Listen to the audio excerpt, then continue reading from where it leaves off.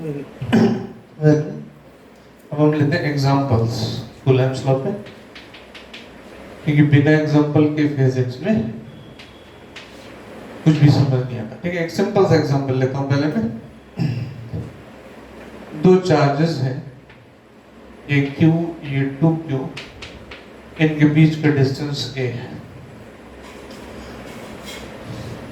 4Q ले लेते। ठीक है, हमें क्या चाहिए कि इनके बीच में एक चार्ज को रखना है, ये पोजीशन A पर है, ये B पर है, C पर एक चार्ज रखना है। ठीक है, वो चार्ज कहाँ रखा जाए, यानी कितना डिस्टेंस पर, यानी पहली चीज x, और वो चार्ज कितना हो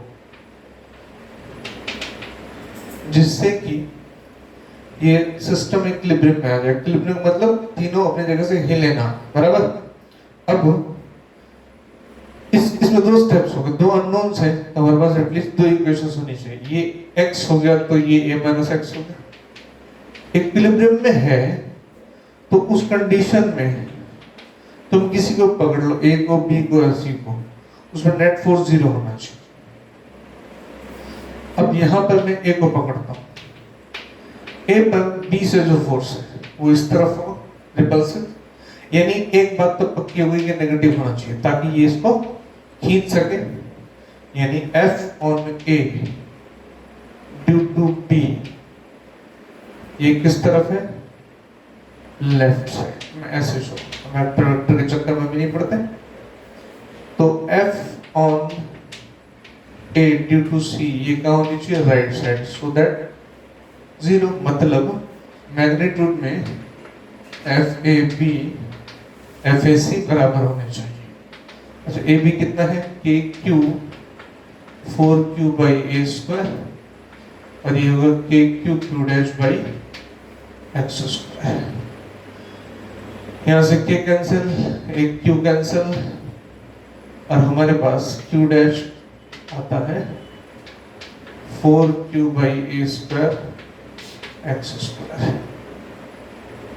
बाय डिफॉल्ट ये क्लियर है कि Q नेगेटिव होना चाहिए, एक बात। दूसरा इक्वेशन हम यहां के लिए बना लेंगे, ये भी बैलेंस हो, ये भी बैलेंस होना चाहिए। अब हम इसके लिए इक्वेशन बना लेते हैं B के लिए। B को ये रिपेल करेगा, मतलब K Q 4Q by A square, K Q dash 4Q by A minus x square. K cancel, Q से Q कैंसल, और यहाँ पे आता है, सॉरी Q डैश है, Q से Q कैंसल, ये आता है 4Q by A square 4Q dash by A minus x square. ये एक इक्वेशन है मेरे पास, ये रही, और दूसरी ये रही। Q डैश की वैल्यू और A की वैल्यू मैंने ऐसे निकाला। अक्सर सवाल में एक दिया होता है, पूछा होता है, मैंने दो नहीं अननोन रख दिए, तो दो इक्वेशन बन जाएगी, आराम से क्वेश्चन सॉल्व हो सकता है। बहुत एलिमेंट्री लेवल का क्वेश्चन है, तो आराम से बुक्स में देख सकते हो। दूसरी एक बात जो मैंने कूलम्ब्स लॉ में बोली थी कि पॉइंट चार्ज है और मीडियम डिपेंडेंट है। हमने लिखा K की वैल्यू क्या होती है, K है 1/4 पाई एप्सिलॉन नॉट। ये एप्सिलॉन नॉट जो है वो फ्री स्पेस, वैक्यूम या एयर की इलेक्ट्रिकल परमिटिविटी है। इलेक्ट्रिकल परमिटिविटी का मतलब तुम ये समझ सकते हो कि दोनों चार्ज जो एयर में रखे हैं, एयर उनको कितना परमिट कर रही है एक दूसरे से इंटरेक्ट करने के लिए, परमिटिविटी, परमिट करके। मीडियम डिपेंडेंट है। अब इसके अपोजिट एक बात समझो, ग्रेविटेशन फोर्स में जो फॉर्मूला होता है Gm1m2 बाई r स्क्वायर, उसमें जो कांस्टेंट होता है G, ये यूनिवर्सल ग्रेविटेशन कांस्टेंट है, पूरे यूनिवर्स में सेम है। यानी ग्रेविटेशन फोर्स दो मासेस के बीच में मीडियम पे डिपेंड नहीं होती, G पूरे यूनिवर्स के लिए एक है। लेकिन यहाँ एप्सिलॉन नॉट ये एयर के लिए है।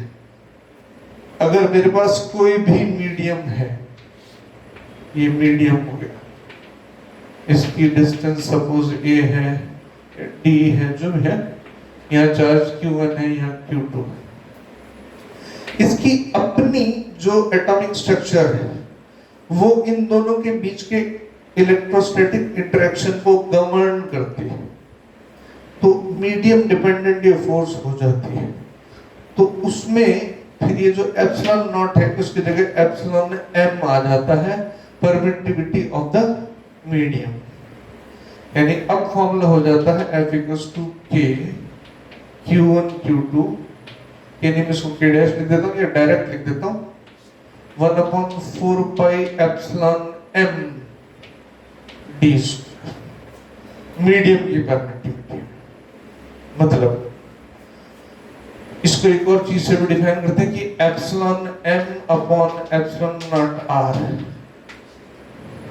Epsilon m upon epsilon naught is equal to epsilon r हो जाता है, r बोले तो रिलेटिव इलेक्ट्रिकल परमिटिविटी, और इस एप्सिलॉन r को एक और नाम देते हैं, ये है कैपिटल के, वो स्मॉल के था, ध्यान रखना, इसको बोलते हैं डाई इलेक्ट्रिक कांस्टेंट। यानी तुम्हें ध्यान से देखो, एप्सिलॉन m बन गया एप्सिलॉन r एप्सिलॉन नॉट, या लिख सकते हो k कैपिटल के एप्सिलॉन नॉट। इस केस में जो फॉर्मूला लिखा जा रहा है उसको मैं Fm लिख देता हूं मीडियम के लिए, Fm Q1 Q2 by 4 pi epsilon m की जगह 4 पाई k epsilon not d square. अगर ये ना होता तो फॉर्मूला क्या होता, Q1 Q2 by 4 pi epsilon not d square. तो यहां से तुम साफ देख सकते हो कि Fm is F by K, और K की वैल्यू हमेशा 1 से ऊपर होती है, तो मीडियम में रखने से जो फोर्स है वो वैक्यूम या एयर के मुकाबले कम हो जाती है। तो ये डायरेक्ट क्वेश्चन है, सीधा है। इस पे एक एग्जांपल देता हूं, दो चार्जेस हैं, वैल्यूज के साथ निकालते हो, ठीक है। Dielectric constant for water remember 18 होता है, वाटर के होता है कैपिटल के 18 या 80 होता है, ठीक है। दो charges Q1 6 microcoulomb, Q2 10 microcoulomb, ठीक है।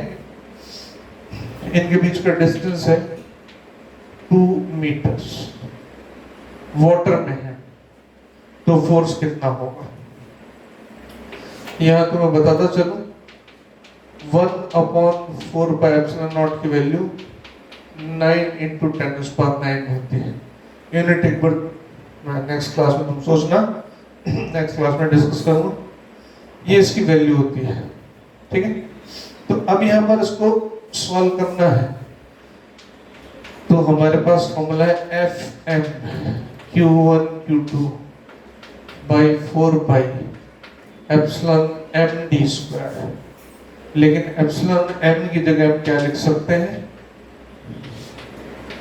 4 पाई k epsilon not d square. अब यहाँ देखो 1/4 pi epsilon not into Q1 Q2 by k d square, ये होगा 9 × 10⁹ बराबर। Q1 कितना 6 माइक्रोकूलम, Q2 कितना 10 माइक्रोकूलम, माइक्रो मतलब 10⁻⁶, तो 6 माइक्रोकूलम इंटू 10 माइक्रोकूलम, ये होगा 60 × 10⁻12। नीचे K कितना 80, डिस्टेंस कितना 2 मीटर्स, 2 का स्क्वायर 4। इसको सॉल्व करेंगे तो will get the answer, force between these two charges in a medium. ये मैंने एग्जांपल लिया किसकी बात की, मीडियम की और सिंपल प्रॉब्लम्स की, राइट।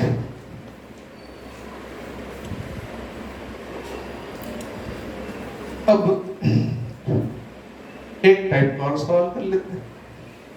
हमें फोर्स गिवन है। अब मैकेनिक्स के बहुत सारे क्वेश्चन, जिसको इलेक्ट्रोडायनेमिक्स में पार्ट बोलता हूँ, ठीक है, उसमें हम बाकी फोर्सेस के साथ इलेक्ट्रोस्टैटिक फोर्स भी ऐड करते हैं, तो क्वेश्चंस बहुत सारे बनना शुरू हो जाते हैं।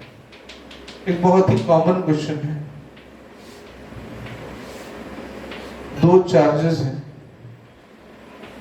मास, जो पार्टिकल्स है मास m है, चार्ज दोनों भी सेम है q।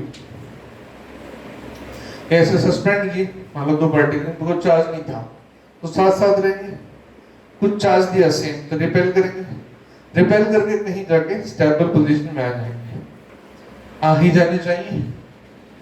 उस मोमेंट पर ये एंगल सपोज अल्फा है, ये एंगल अल्फा है, ये स्ट्रेंथ है। तो कई बार बहुत कुछ दिया होता है और बहुत कुछ पूछा होता है, जैसे एंगल दिया होता है, ये डिस्टेंस पूछी होती है, डिस्टेंस गिवन होती है, एंगल पूछा होता है।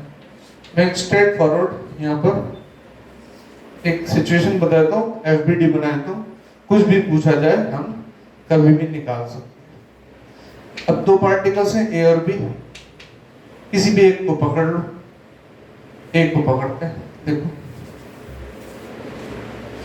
स्ट्रिंग में टेंशन T, यहाँ पे देखो, ठीक है, इधर भी T, इस पर वेट नीचे mg और इधर से इलेक्ट्रोस्टैटिक फोर्स कौन लगाएगा, ये, ठीक है।